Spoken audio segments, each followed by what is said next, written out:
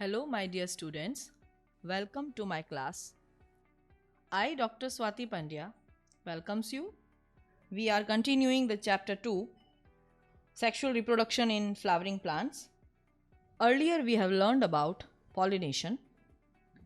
But pollination always, it is not a guarantee that the pollen transfer, it will result into the fertilization. So, what is required for that? The pollen pistil interaction is must. Pollen pistil interaction, as the name is indicating us, it is the procedure of fertilization where the pollen grains they settle on right type of pistil, they recognize each other, and then only the fertilization takes place. So this event is another important event which we are going to start today. So here the pollination with the help of pollen grain, the compatible pollen is very important. But pollen of wrong type, either from other species or from anywhere else, it will not result into fertilization procedure. So it is known as incompatible pollen. The pistil has the ability to recognize the pollen of its own type.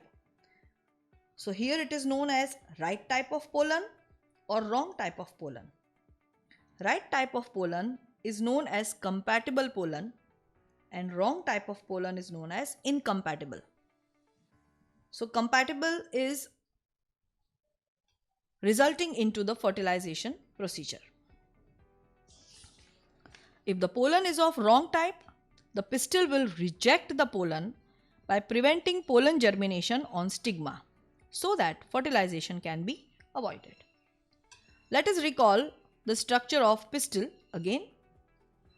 Here you all know this structure, it is a longitudinal section of flower which is showing the growth of pollen tube.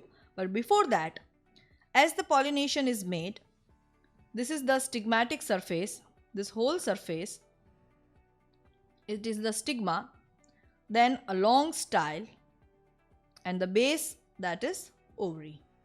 So this is the part of pistil. Pollen will settle on this stigmatic surface. So there are so many pollen grains which are observed here. But the pollination, after pollination, when the pollens they start germinating, they recognize the stigma of the same species and then only they are able to germinate themselves. So that pollen which germinates first, it reaches up to the whole style tissues and then it will reach up to the base of ovary. And this is the micropylar end. Opposite is the chalazal end. This is the chalazal end. This is the micropylar end. Always you have to remember that from micropylar end only the pollen will enter into the mature female gametophyte. So this is the entry of pollen which is showing here. So as soon as the right pollen or the compatible pollen, it will settle on the stigmatic surface, the pistil will recognize its own pollen and this can be mediated by certain chemical exchange. So certain chemicals are responsible for recognizing the right pollen. After recognizing the compatible pollen, it germinates and the stigma, through the stigma, then the style and the pollen tube will germ from the germ pore. It will germinate through the germ pore. We all have understood the structure of pollens earlier. So you all know the germ pore is that pore-like structure where the sporopollenin is absent. That is why the pollen it can germinate from these germ pores.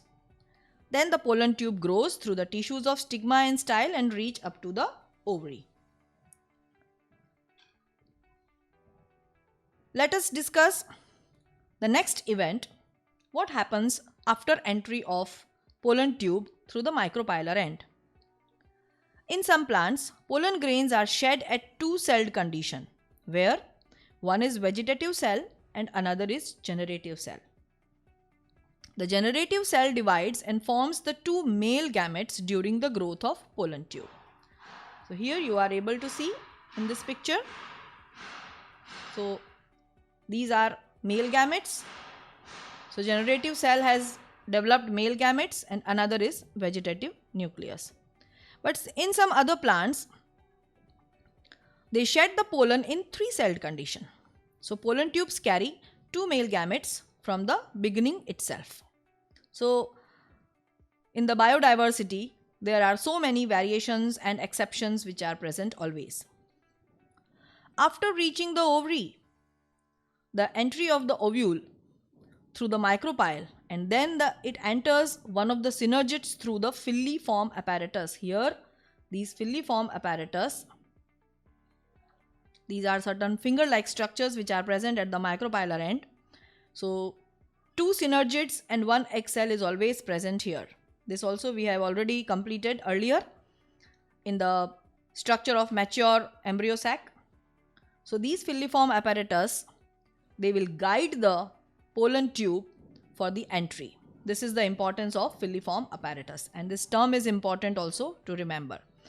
So, all the pink colored terms, they are important to revise for the exam. So pollen pistil interaction is a very dynamic process which involves pollen recognition and then followed by either promotion of the pollen tube germination or inhibition of pollen or rejection of pollen. So after this event only, the fertilization is possible. So now we will learn about fertilization.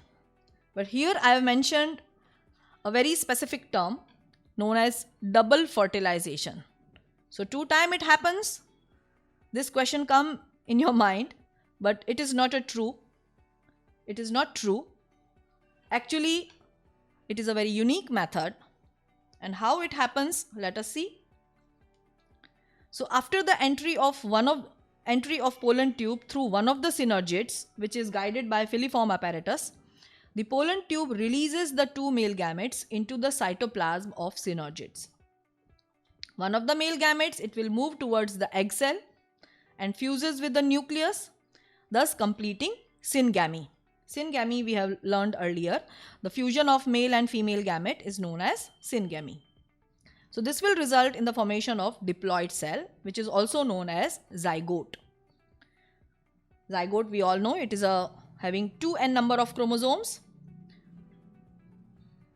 The other male gametes move towards the two polar nuclei located in the central cell and fuses with them to produce a triploid primary endosperm nucleus. So that is why it is known as double fertilization.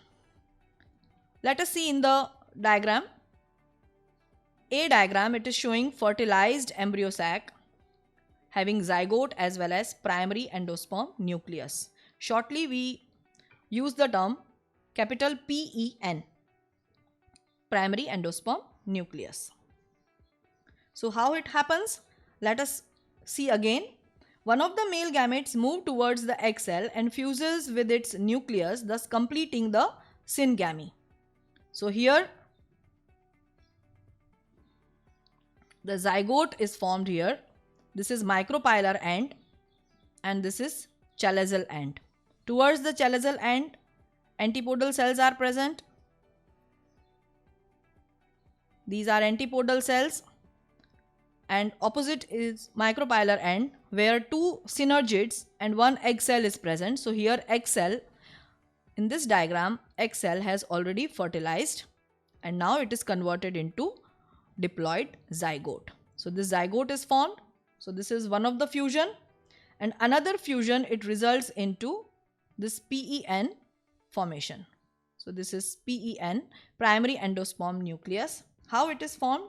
Again we'll revise. The other male gamete move towards the two polar nuclei located in the central cell and then fuses it with them to produce triploid primary endosperm nucleus. So 3N, its chromosomal situation is 3N.